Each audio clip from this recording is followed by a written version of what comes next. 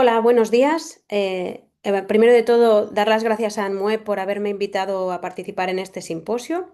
Mi nombre es Roser Martínez Mas, y soy pediatra de urgencias en el Hospital Universitario de Cruces y coordinadora del grupo de trabajo de ecografía clínica de la SEUP. El Hospital de Cruces es un hospital que está en el norte de España, en el País Vasco, cerca de Bilbao, en una ciudad que se llama Baracaldo. Y eso, pues vamos a hablar hoy de la ecografía clínica y su uso en la del diagnóstico de fracturas. Este es el índice que vamos a seguir hoy. Primero vamos a hacer una breve introducción, hablando un poco de la evidencia que existe del uso de la ecografía en fracturas. Luego hablaremos de la técnica ecográfica, revisaremos imágenes normales e imágenes correspondientes a fracturas. Hablaremos también de otras localizaciones, aparte de la muñeca. Y hablaremos finalmente de fracturas de codo que tienen una técnica un poco diferente. Y finalmente de la reducción de las fracturas, de la evidencia que existe actualmente del uso de la ecografía para reducir fracturas. Así pues, empezamos con la evidencia que existe actualmente respecto al uso de la ecografía clínica para identificar fracturas. La verdad es que hay bastantes publicaciones en referente a este tema, y no solo en adultos, sino también en pediatría. Aquí podéis ver, por ejemplo, una revisión bibliográfica del 2017 en la que se exponían todas estas publicaciones y veis que incluyen muchas zonas diferentes. Incluyen pues la calota craneal, huesos nasales, clavícula, codo, pero los estudios en la gran mayoría están muy centrados o bien en huesos largos de la extremidad superior o extremidad inferior, en concreto en la muñeca y en el tobillo. Y si os fijáis, también son los estudios en los que hay más N de pacientes y en los que los resultados han sido mejores. De hecho, si miramos este metaanálisis que también se publicó en 2017, es un metaanálisis en el que se incluyeron estudios de adultos y pediátricos. En concreto, de pediatría se incluyeron 13 estudios. De estos 13 había 10 estudios que tenían unos valores de sensibilidad, especificidad, razón de probabilidad positiva y negativa muy favorables, y incluían diferentes tipos de huesos. De todos los estudios que se incluyeron, pudieron llegar a hacer dos metaanálisis, uno con fracturas de la pierna en adultos y fracturas de muñeca en pediatría. Y en el metaanálisis de las fracturas de muñeca en pediatría se obtuvo una sensibilidad y especificidad del 93%, con un área bajo la curva ROC muy favorable, por lo cual parece que la evidencia de que es útil la ecografía clínica en las fracturas de muñeca bueno, actualmente parece demostrarse que sí. De hecho, en esta revisión que se ha publicado recientemente, no solo hablan de que las sensibilidades y especificidades son elevadas, sino que también hablan de que algunos artículos han referenciado cuánto dura hacer una de estas ecografías. Lleva unos 5 minutos, pocos minutos, y yo, por la experiencia que tenemos en nuestro centro, se tarda entre 3 y 5 minutos. Y también en algunos artículos han podido evidenciar que se disminuye la estancia en urgencias alrededor de 15 minutos por participante.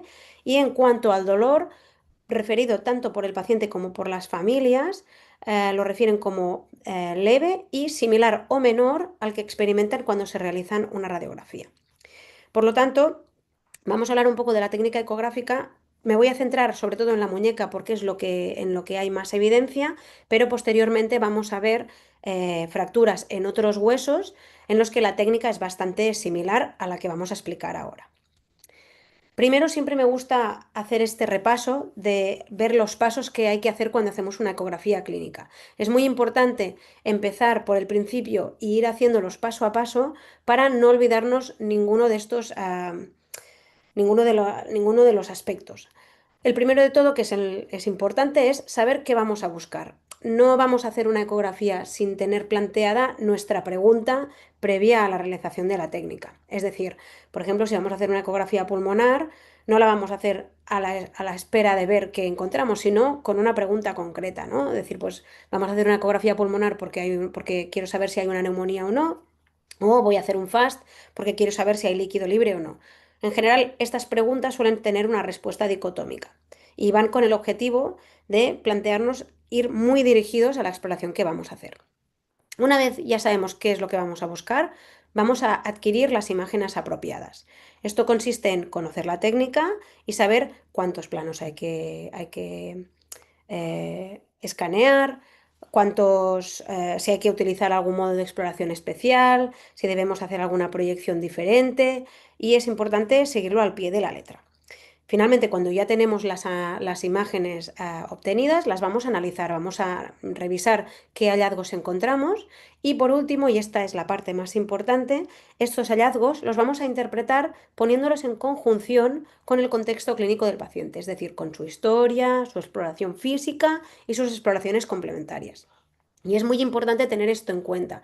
Nunca debemos tomar decisiones basadas únicamente en hallazgos ecográficos, siempre tienen que estar en consonancia con el contexto clínico. Y de hecho, cuando tenemos poca experiencia, es recomendable que si los hallazgos ecográficos no casan para nada con el contexto clínico del paciente, guiarnos más por el contexto clínico y las otras exploraciones que únicamente por los hallazgos ecográficos.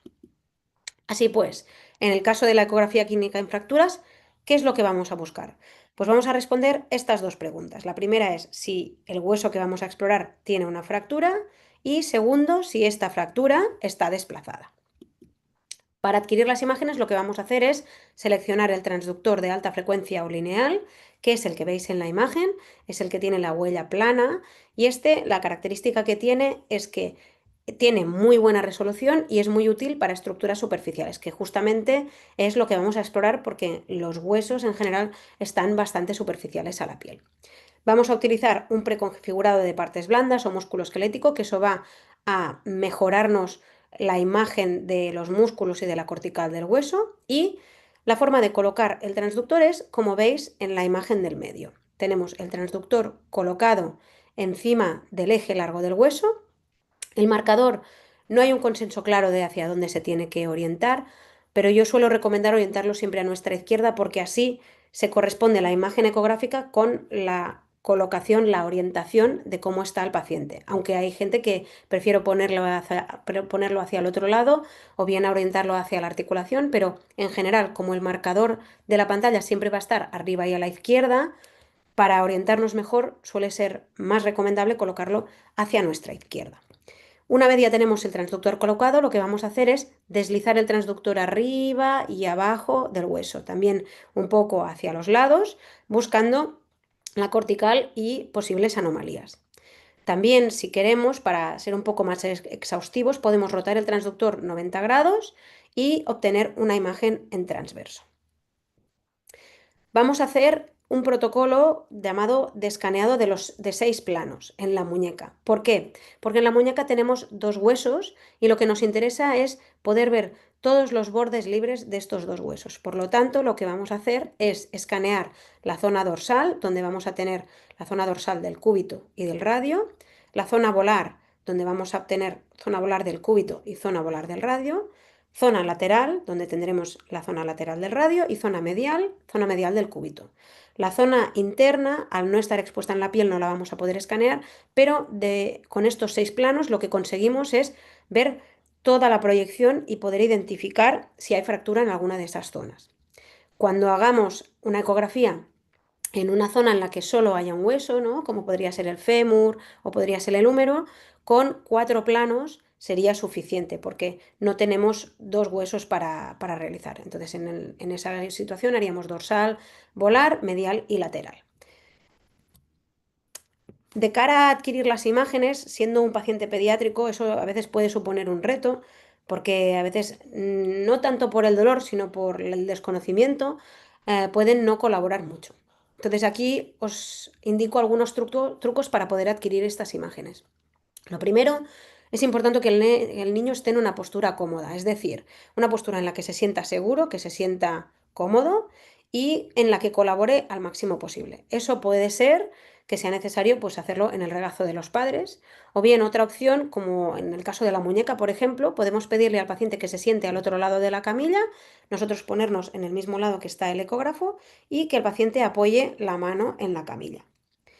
Otra opción que podemos contemplar, sabiendo que vamos a explorar una zona que es dolorosa, es administrar analgesia previo al procedimiento para disminuir el posible dolor que podamos generar.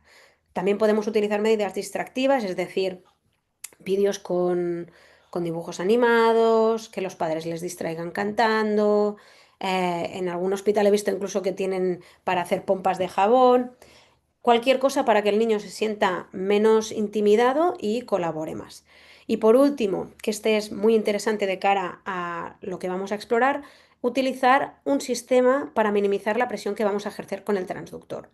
Aquí tenemos tres opciones. La primera es aplicar mucho gel en la zona que vamos a explorar, de forma que solo nos hace falta colocar el transductor justo encima sin llegar a tocar la piel, con lo cual no estamos ejerciendo presión sobre la zona a explorar, nosotros estamos apoyados con el codo en la camilla y únicamente tenemos que mover el transductor, pero sin llegar a apretar encima del paciente.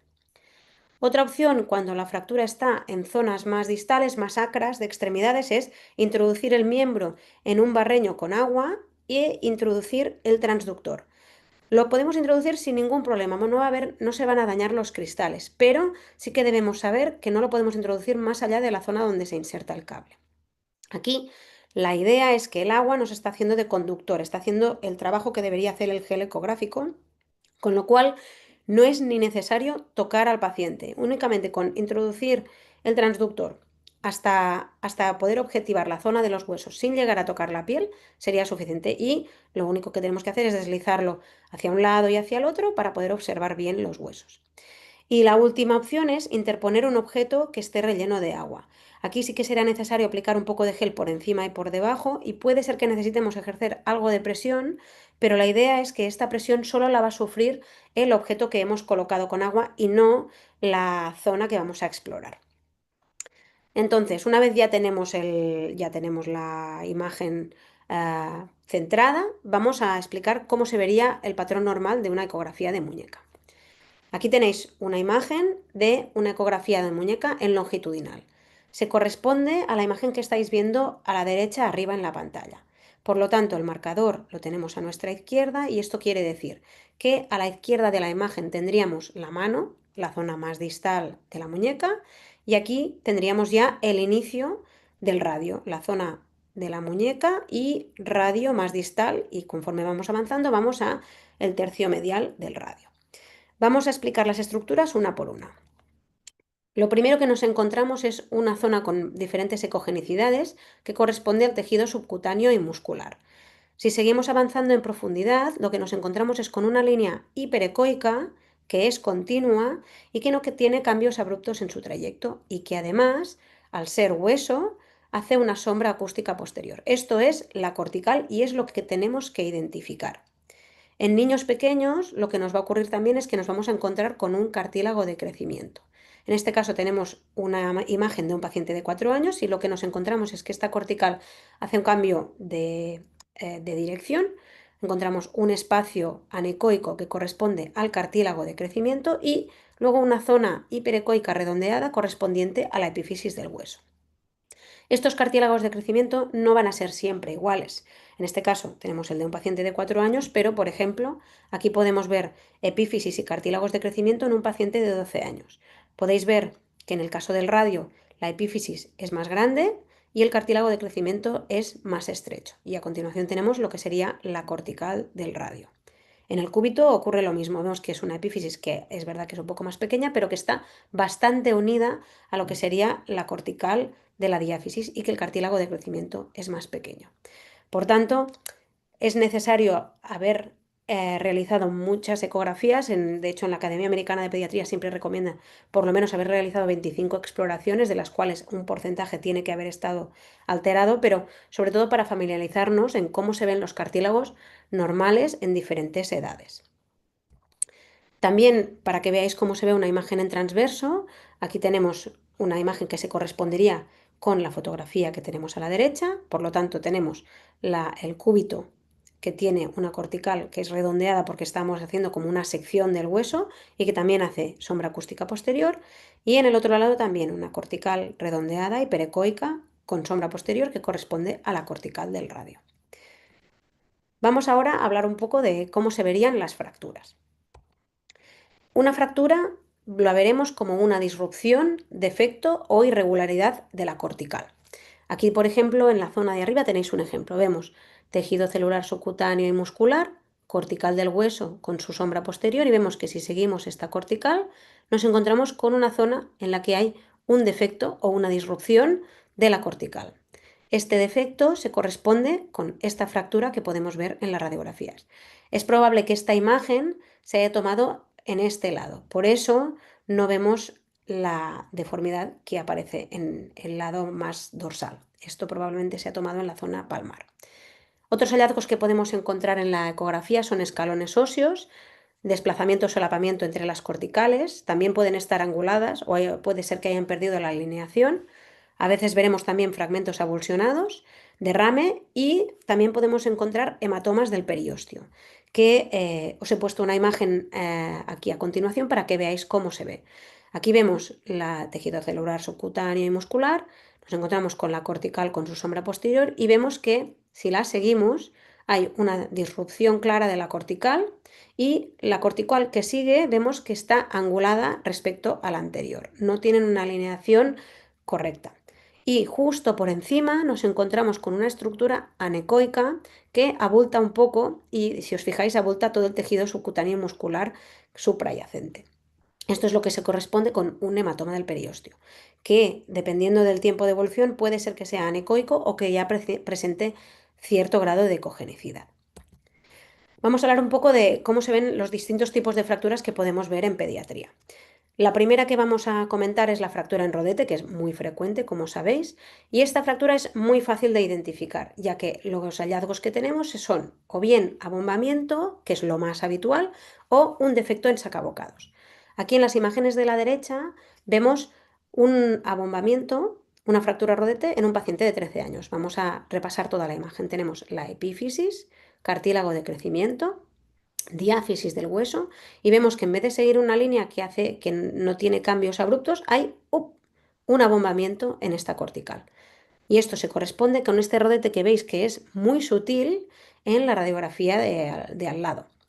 En la zona dorsal también vemos lo mismo, epífisis, cartílago de crecimiento, la diáfisis y en vez de seguir una línea totalmente con muy poco cambio de angulación, aparece un abombamiento de esta cortical. Esto se corresponde con este rodete que vemos en la radiografía de al lado. Ya veis que si bien en las radiografías es muy sutil, en la ecografía está muy claro cuando hay una fractura en rodete. Y os he puesto también una imagen en un paciente de 26 meses para que veáis también la gran diferencia que hay entre las epífisis y cartílagos de crecimiento, pero en el que vemos que claramente, en vez de tener esa línea que teníamos del radio, que era bastante cóncava y que no tenía cambios abruptos, hace un cambio muy abrupto, como un abombamiento, ¿no?, en su cortical, que se corresponde con esta imagen que vemos aquí a la derecha. Y por último, si bien la radiografía que tenemos en el caso de la izquierda no se corresponde del todo con una fractura en rodete, porque si os fijáis en la zona más proximal sí que hay una rotura de la cortical, con lo cual eso ya no es una fractura rodete, sí que la zona de más arriba tiene una cortical preservada y esto, justo cuando lo escaneamos en la urgencia, lo identificamos como un defecto en sacabocados. Pero sí que es verdad que si hubiéramos deslizado el ecógrafo un poco más abajo, hubiéramos visto que había una disrupción más importante. Pero sobre todo mi idea era que pudierais ver cómo se ven los defectos en sacabocados. Este es un paciente de 7 años. Vamos entonces a ver cómo se ven fracturas normales, que no son rodetes, no desplazadas. A diferencia de los rodetes, lo que vemos es que la cortical sí que tiene una disrupción, tiene un corte, una separación. Pero al estar no desplazada veremos que entre una cortical y otra la alineación es correcta. Estas son 3 fracturas no desplazadas que podemos ver en pacientes de diferentes edades, ¿no? Y vemos claramente que entre una cortical y otra hay un corte, hay una disrupción, ¿eh?, pero la alineación es correcta. Vemos también en la imagen de abajo cómo hay una pequeña disrupción, pero las dos corticales están bien alineadas. Y en la del paciente de 8 años lo mismo, vemos que hay una cortical y otra que están un pelín separadas, pero a fin de cuentas la alineación es correcta. Y vemos cómo se corresponde con las imágenes de fractura que vemos en las radiografías de al lado. Sí que me gustaría comentar de la imagen de arriba que, si os fijáis, en esta imagen hemos cogido un poquito más hemos ido un poquito más allá de la muñeca. Y lo digo porque esto puede generar confusión fácilmente. Es decir, aquí tenemos la cortical del hueso con su disrupción, el cartílago de crecimiento y la epífisis. Pero hemos seguido más allá y aquí tenemos el espacio articular y los huesos del carpo. Esto, si no vamos con cuidado, lo podemos llegar a confundir con una epífisis del hueso, especialmente en pacientes mayores. Y lo que nos puede ocurrir es que pensemos que esto es la epífisis del hueso, que el espacio articular es el cartílago de crecimiento y que luego el cartílago de crecimiento real, como nos ha parecido que ya lo hemos identificado antes, lo interpretemos como una fractura. Así que siempre con mucho cuidado cuando colocamos el transductor, asegurarnos que no lo hemos colocado encima del carpo. Por último, hablar de cómo se vería una fractura desplazada. Una fractura desplazada suele ser muy evidente y lo que vemos es la cortical con una disrupción y con todos estos signos. Veremos pérdida de alineación entre las corticales, angulación, presencia de escalones óseos, desplazamiento o solapamiento y fragmentos avulsionados. Aquí, por ejemplo, tenemos una imagen que corresponde a una fractura con un escalón óseo. Vemos epífisis, la diáfisis con cortical y vemos que esta cortical de golpe tiene una disrupción muy grande y la cortical siguiente está muy separada y angulada y esto está como escalonado. Y de hecho, esta zona que vemos aquí, hipoecoica, por decirlo de alguna forma, correspondería a un hematoma del periósteo que está algo más evolucionado. Y esta imagen que veis aquí se corresponde con la radiografía que aparece abajo. Aquí tenemos otra imagen de una fractura desplazada. Aquí os he puesto un caso en el que sí que hicimos el escaneado en 6 planos, ¿no? Y esta es la radiografía que se corresponde. Es un paciente de 8 años en el que vemos que el cúbito en la zona dorsal, medial y volar tiene una cortical íntegra y que sigue el trayecto que debe seguir, que no vemos ninguna disrupción, pero sin embargo el radio sí que presenta alteraciones. Vemos que en el radio dorsal la epífisis y diáfisis tienen una disrupción y que efectivamente entre los dos fragmentos hay una angulación. En el radio lateral, igual no queda muy claro que haya una angulación, pero sí que vemos como un defecto en sacabocados. Y en el radio volar esta angulación sigue persistiendo y como veis eso se corresponde con la radiografía. Por tanto, una cosa que es importante tener clara es que el escaneado por 6 planos es importante hacerlo siempre. No debemos dejar un plano sin hacer. ¿Por qué? Porque nos podría pasar como lo que podría pasar en esta imagen, ¿no? Aquí tenemos una imagen de radiografías del radio con la imagen ecográfica y luego dibujos marcando las zonas alteradas. Si nosotros hubiéramos decidido escanear la zona palmar y la zona lateral del radio, lo que nos hubiéramos encontrado es con un abombamiento de la cortical, pero en principio sin una clara pérdida de alineación y podríamos haber interpretado que el paciente tenía una fractura pero que no estaba desplazada. Sin embargo, al hacer la parte dorsal, lo que vemos es que los dos fragmentos están claramente angulados. Aquí vemos, veis aquí también vemos el carpo con el espacio articular, epífisis, cartílago de crecimiento y la diáfisis con clara pérdida de angulación, pérdida de alineación, perdón, entre las dos zonas. Y lo mismo podría ocurrir en una fractura en rodete. Puede ser que la fractura en rodete solo esté presente en uno de los planos, pero que el resto de planos se vean normales. Por tanto, siempre, siempre, y no solo en esta aplicación, sino en todas, siempre debemos hacer todos los planos que se requieran para la aplicación que estamos utilizando.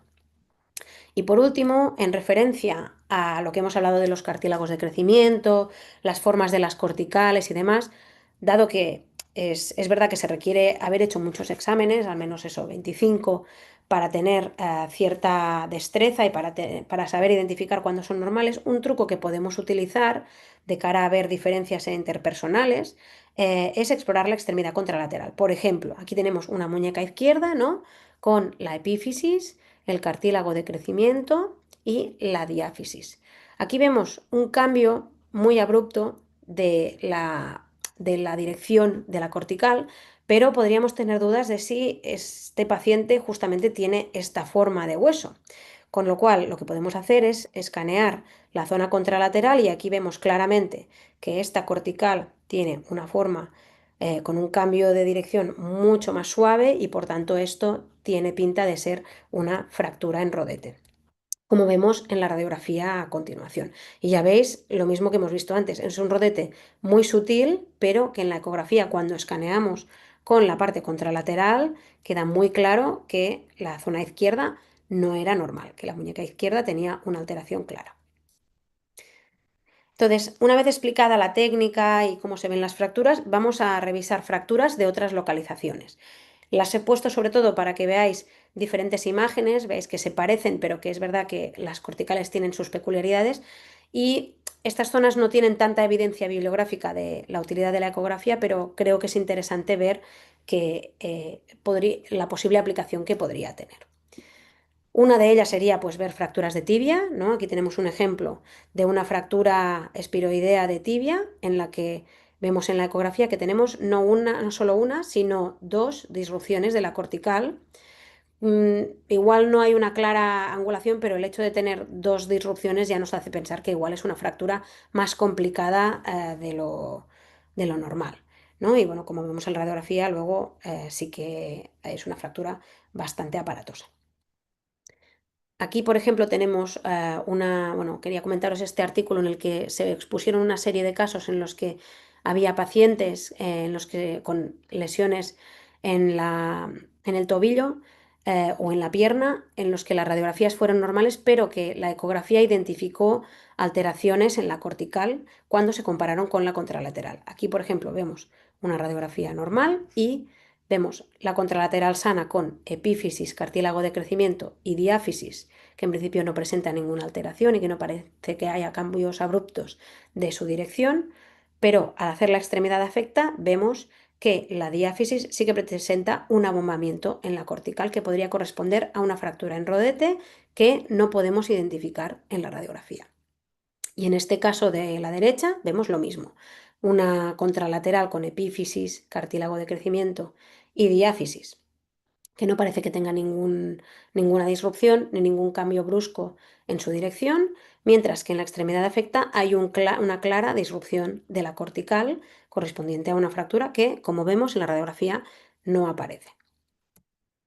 También podríamos utilizarlo en el fémur, ¿no? Vemos en la radiografía que hay una fractura de fémur no desplazada, también espiroidea, y en las imágenes en longitudinal y en transverso se identifica claramente una disrupción de la cortical.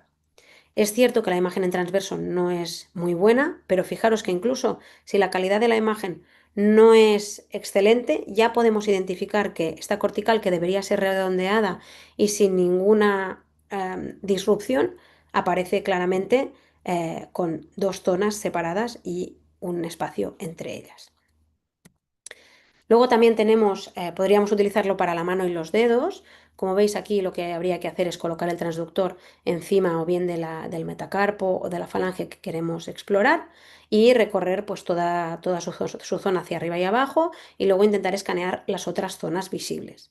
En este caso es en el caso en que sería más útil utilizar el barreño con agua, como hemos dicho, ¿no? Introduciendo el transductor sin rebasar la zona del cable y eh, escaneando de un lado a otro, pero sin apretar encima de la piel. Y aquí tenemos algunos ejemplos de imágenes, ¿no? Aquí tenemos una fractura de un segundo metacarpiano en el que vemos espacio articular, la epífisis, el cartílago de crecimiento que es muy pequeñito y la diáfisis con la disrupción de la cortical que se corresponde con esta fractura que vemos aquí. Y aquí, por ejemplo, podemos ver una fractura de base de dedo en la que vemos la cabeza del metacarpiano con el espacio articular y una pequeña disrupción de la cortical en la base de la quinta falange proximal. Esta técnica es cierto que parece muy útil, pero los huesos no son como los huesos largos y es un poco más difícil de interpretar y de momento la evidencia no es muy alta. Primero porque en algunas zonas puede que no podamos llegar a hacer la imagen bien. Por ejemplo, si bien en el quinto metacarpiano podemos hacer 3 planos, en el segundo, tercero y cuarto solo vamos a poder hacer 2. Y en las falanges, al doblar los dedos, puede ser que la zona más proximal, la que está más cerca de la cabeza del metacarpiano, cueste un poco de conseguir la imagen y justamente en esa zona es donde a veces pueden producirse pequeñas avulsiones que al ser fragmentos muy pequeños pueden pasarnos desapercibidos. También tenemos opción de hacer ecografía en la zona de la clavícula o del húmero. De la clavícula hay bastantes publicaciones, pero es verdad que todavía no hay una evidencia muy clara. Y aquí vemos un ejemplo de cómo podríamos hacer la ecografía de clavícula, ¿no? Colocando el transductor en las zonas visibles. algunos artículos hablan solo de colocarlo en la zona de encima, como vemos en la imagen B, pero del que cogí la imagen también hacían bueno, escaneaban la zona como más como en transverso para poder obtener por lo menos dos planos y tener más información en cuanto al desplazamiento. Y de hecho aquí veis una imagen donde hay un claro desplazamiento en esta fractura de clavícula, ¿no? Vemos los dos fragmentos totalmente separados y acabalgados. Aquí vemos un ejemplo de cómo se podría obtener una ecografía de la zona humeral. Sí que comentar que si bien hemos hablado antes de que en una zona donde solo hay un hueso sería ideal hacer 4 planos, puede ser que debido al dolor el paciente no sea capaz de abducir el brazo, de levantar el brazo y que por lo tanto el plano medial no lo podamos obtener. Pero aquí podéis ver un ejemplo de un caso de una fractura de húmero en un paciente muy pequeño en el que vemos la epífisis, el cartílago de crecimiento, el inicio de la diáfisis y vemos que la línea cortical tiene un abombamiento claro que corresponde a la fractura en la zona humeral. Y esto lo vemos en otro de los planos en la que aquí estaría la epífisis y cartílago de crecimiento, diáfisis y un pequeño abombamiento de la cortical. Vamos ahora a hablar de la ecografía de codo, dado que las zonas que hemos hablado hasta ahora, la técnica es la misma, es colocarse paralelo al eje largo del hueso y identificar la cortical y explorar buscando la presencia de defectos de la cortical. Pero en el codo la técnica es algo distinta. De hecho, la pregunta que nos vamos a realizar es si hay un aumento de la grasa posterior. Si tenéis costumbre de revisar radiografías de codo, sabéis que identificar las fracturas de codo, sobre todo las supracondiles, a veces puede ser difícil y una forma indirecta de saber que ese codo puede tener una fractura es la grasa posterior que se coloca detrás de la fosa olecraniana. Entonces eso es lo que vamos a buscar con la ecografía. Así pues, lo que se hace es elegir el transductor de alta frecuencia, igual como hemos hecho con las fracturas de muñeca, preconfigurado de partes blandas a músculo esquelético, y lo que hacemos es colocar el transductor en la zona más distal del húmero, paralelo al eje largo del hueso y con el marcador apuntando hacia la cabeza, porque la zona que vamos a explorar es la zona que está aquí, la fosa olecraniana. Una vez hemos explorado esta zona, lo que haremos es rotar el transductor 90 grados y colocarlo entre los dos cóndilos para ver la fosa en otra proyección, identificar hallazgos adicionales.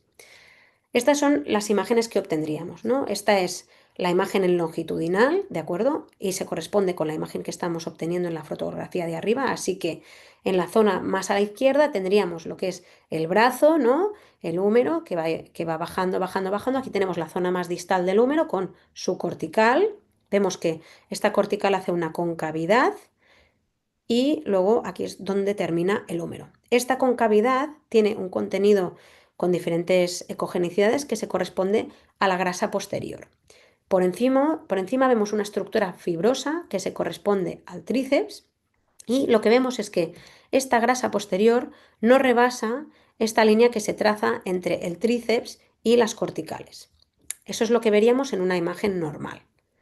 Sin embargo, en una imagen alterada lo que vemos es que esta cortical del húmero tiene esta concavidad todavía, pero el contenido ecogénico que había en esta concavidad ha protruido hacia afuera, de hecho ha desplazado el tríceps hacia arriba y aparte ha perdido su ecogenicidad.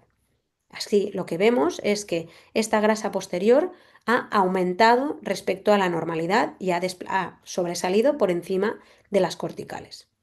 Eso nos indica que en ese codo hay una lesión. De hecho, en la literatura lo que se describe es la elevación de la grasa posterior y también la presencia de lipohemartrosis. Aquí tenemos un ejemplo de ambas cosas. En las dos imágenes de arriba, la A y la B, vemos una imagen de un codo normal, ¿no? En la A vemos lo que hemos visto antes, la cortical del hueso con la concavidad, y aquí vemos la grasa posterior, y vemos el tríceps que discurre por encima y la grasa posterior que no rebasa esta línea entre el tríceps y la cortical. En la B vemos esta misma imagen, pero en transverso. Entonces el codo en transverso se ve como una cortical redondeada que hace una concavidad bastante grande, seguida de otra cortical redondeada, que se corresponde a la zona donde estarían los cóndilos. Esto de aquí se corresponde al tríceps, que en vez de estar en un corte longitudinal está en transverso y por eso las fibras se ven diferente, y la zona de la grasa posterior está comprendida entre los dos cóndilos y no rebasa esta línea imaginaria. En cambio, en las dos imágenes de abajo vemos que esta grasa posterior rebasa esta línea imaginaria tanto en longitudinal como en transverso. Y vemos eso, el tríceps que está protruido hacia arriba con esta grasa posterior que además ha perdido la ecogenicidad normal que tenía. Esto, por lo tanto, es un aumento de la grasa posterior, y en la imagen de abajo vemos un ejemplo de lipohemartrosis. Y lo que vemos es que, además de que protruye, el contenido de esta grasa posterior ya no tiene distintas ecogenicidades, sino que tiene una zona anecoica correspondiente a sangre. Es decir, cuando hay una lesión o una fractura en diferentes zonas, eso produce un sangrado que protruye a la fosa olecraniana, y por eso lo vemos como una imagen anecoica. Entonces, la presencia de un aumento de la grasa posterior y de la lipohemartrosis nos debe hacer pensar en que ese codo tiene una lesión que requiere un estudio más exhaustivo. De hecho, aquí tenemos algunos estudios que avalan el uso de la ecografía de codo para detectar fracturas. Este es uno de los primeros que se publicó en 2013, en el que unos ecografistas noveles, es decir, que no tenían mucho conocimiento de ecografía de codo, identificaban pacientes con sospecha de fractura de codo y se les hacía primero una ecografía y lo comparaban con una radiografía posterior. Solo hubo una fractura que se escapó con ecografía, pero sí que es verdad que hubo bastantes falsos positivos, y la sensibilidad que obtuvieron finalmente fue del 98%, con una especificidad un poco más baja. Intentaron también analizar si había diferencia entre la presencia de elevación de la grasa posterior o de lipohemartrosis, pero no se vio que hubieran grandes diferencias en cuanto a sensibilidad y especificidad. Por lo tanto, ninguno de estos dos signos parece que sea más indicativo de que hay una fractura o no. De hecho, ahora recientemente se ha publicado también un metaanálisis en el que han incluido varios estudios, entre ellos el que os he comentado. Han intentado identificar si la sensibilidad conjunta y especificidad de lipohemartrosis o aumento de la grasa posterior eran relevantes. Ya veis que son bastante similares, ¿no? 80, 97 y 89, 94, pero sin embargo, al ver la sensibilidad y especificidad global de la presencia de cualquiera de los hallazgos en la ecografía, vemos que es bastante elevada, ¿no? Con una sensibilidad del 97% y especificidad del 90%. Con lo cual, sí que parece que es útil a la hora de identificar que en ese codo hay una lesión. Pero debemos tener en cuenta que estamos evaluando un signo indirecto de fractura. Esto quiere decir que eso nos indica que la presencia de elevación de la grasa posterior y lipohemartrosis indica que hay una lesión en ese codo, pero podría ser cualquier cosa. Por ejemplo, aquí tenemos un artículo en el que se publicaron casos en los que la radiografía de codo era normal, en la ecografía se identificaba aumento de la grasa posterior y lipohemartrosis, y en el seguimiento posterior se identificó que había fracturas diferentes, ¿no? Por ejemplo, en el primer caso vemos una radiografía de codo que en principio no llama la atención, una ecografía con un aumento de la grasa posterior que vemos aquí y un poquito de lipohemartrosis con el tríceps totalmente protruido, y en el seguimiento posterior lo que se identificó es que había resorción ósea en la zona supracondilia, con lo cual este paciente parece que hubiera tenido una fractura supracondilia oculta. En el caso de al lado, en el que también vemos un aumento de la grasa posterior y lipohemartrosis, con una radiografía en el momento de atención a urgencias normal, posteriormente se vio remodelación en el epicóndilo lateral. En el caso de al lado tenemos lo mismo, radiografía en principio sin alteraciones relevantes, una ecografía en la que hay aumento de grasa posterior con lipohemartrosis, ¿no? Vemos el tríceps, la cortical y esta grasa posterior que rebasa claramente la línea imaginaria. Y en este paciente un TAC acabó revelando que había una fractura en el epicóndilo medial. Y por último, el paciente de arriba, también cortical, grasa posterior protruida con un poco de lipohemartrosis, el tríceps protruido, radiografía en el momento de atención normal, pero en el seguimiento luego se vio que había remodelación en la zona del lóbulo. Por tanto, sí que nos sirve para identificar que el codo que estamos estudiando puede tener una lesión importante, pero no nos permite decir qué tipo de lesión, y es cierto que según el tipo de fractura que tenga, el tipo de tratamiento puede diferir. Con lo cual, su papel de cara a disminuir las radiografías todavía no está del todo claro. Y por último, vamos a hablar un poco de la evidencia que hay en cuanto a la reducción de fracturas. La técnica en sí sería hacer lo mismo que hacemos para una fractura normal, ¿no? Por ejemplo, en una muñeca haríamos el protocolo de 6 planos previo a hacer la reducción, y posteriormente, cuando la persona que ha hecho la reducción considera que ya está alineado, volveríamos a hacer la técnica otra vez, adquirir todos los planos para ver si esa angulación que teníamos antes ha disminuido y si la alineación ha mejorado. En algunos artículos hablan de hacer solo la región dorsal, pero yo creo que es mejor hacer todos los planos, porque a veces puede haber angulaciones que están presentes en una zona y en otra no. De hecho, como se haría en la fluoroscopia, en la que haríamos por lo menos 2 planos, ¿verdad? Voy a presentaros un par de artículos en el que se habla de la evidencia de la reducción de fracturas con ecografía, para que veáis un poco en qué punto estamos. Este es un estudio en el que se comparaba la fluoroscopia con la ecografía a la hora de reducir fracturas. Si os fijáis, la ecografía detectó que todas las reducciones que fueron adecuadas, y detectó también todas las inadecuadas, incluso más de lo esperado. De hecho, la concordancia que hubo con la fluoroscopia fue del 93%, y lo que probablemente pasa con la ecografía es que sobreestima la angulación que pueden tener las fracturas, ¿no? Por eso hubo algunas reducciones que la ecografía calificó de inadecuadas, pero que luego posteriormente con fluoroscopia se consideraron adecuadas. Y otra parte que tiene este estudio que es muy interesante es que posteriormente un traumatólogo analizó ambas imágenes, ecografía y fluoroscopia, de manera objetiva y de manera subjetiva, es decir, de manera analizando los ángulos para ver si cumplían con el criterio de poder hacer manejo conservador, es decir, de si ya se había reducido de forma correcta o no, o bien si de forma subjetiva, sin medir, daba la sensación de que la reducción se había llevado a cabo correctamente. Lo que se obtuvo es que la sensibilidad y especificidad subjetiva de la ecografía comparada con la fluoroscopia fue muy elevada, con sensibilidad de 100 y especificidad del 93. De hecho, basado en reglas, que serían pues la de medir angulaciones menores de 15 grados en pacientes menores de 9 años, que se consideraría aceptable para dejar tal y como está, solo hubo una fractura en la que subjetivamente les pareció que sí que estaba bien alineado y que luego por reglas no era adecuado.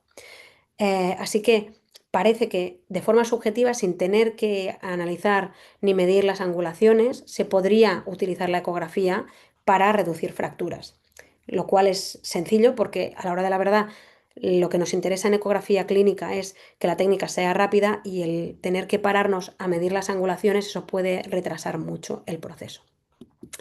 Y por último, quería comentar este estudio que es interesante en el sentido de que a la hora de reducir fracturas ya está claro que la ecografía lo va a identificar de forma correcta, pero la fluoroscopia también, y de hecho a ciegas en muchos centros también se hace. Entonces la idea es ver un poco qué podría aportar el añadir la ecografía clínica en este ámbito.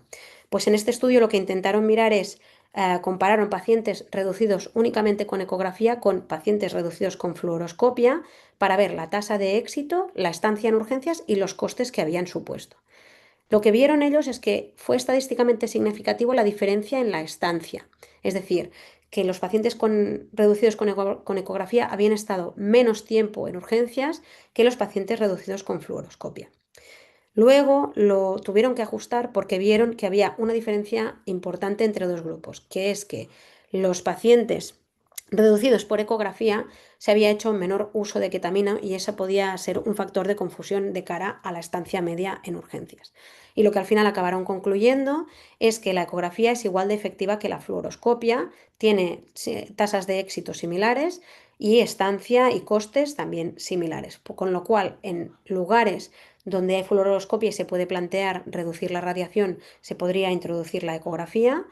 y en lugares en los que se hace a ciegas, la ecografía podría ser que disminuyera el tiempo que se requiere para la reducción o las tasas de re-reducción.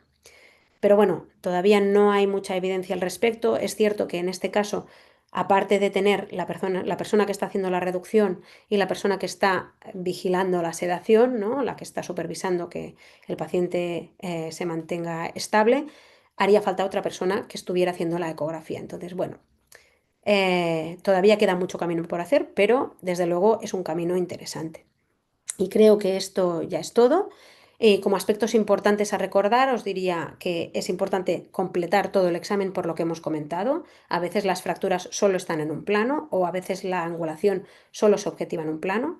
Tener muy presente la anatomía para no confundirnos con los huesos del carpo y pensar que son epífisis. Recordar que la ecografía puede ser menos eficaz en todas estas zonas que veis a continuación, zonas muy cercanas al cartílago de crecimiento o adyacentes a la articulación, fracturas de estiloides, lesiones que sean muy complejas. Ecografía en huesos pequeños de manos y pies como carpo o tarso puede ser difícil de identificar. Y luego fracturas con muy poco desplazamiento a veces pueden pasar desapercibidas como la epifisiolisis grado 1 o líneas de fractura menores de 1 milímetro. Recordar que nos puede resultar útil escanear el lado contralateral de cara a ver la normalidad tanto de cartílago de crecimiento como de trayecto de la cortical de un paciente para luego poder ver la zona afecta si tiene anomalías respecto a la contralateral. Y por último, recordar que vamos a escanear la zona dolorosa, pero es importante mirar las zonas adyacentes, porque a veces la fractura puede estar localizada un poco por encima o un poco por debajo de la zona dolorosa. Y esto es todo, espero que os haya resultado útil y muchas gracias.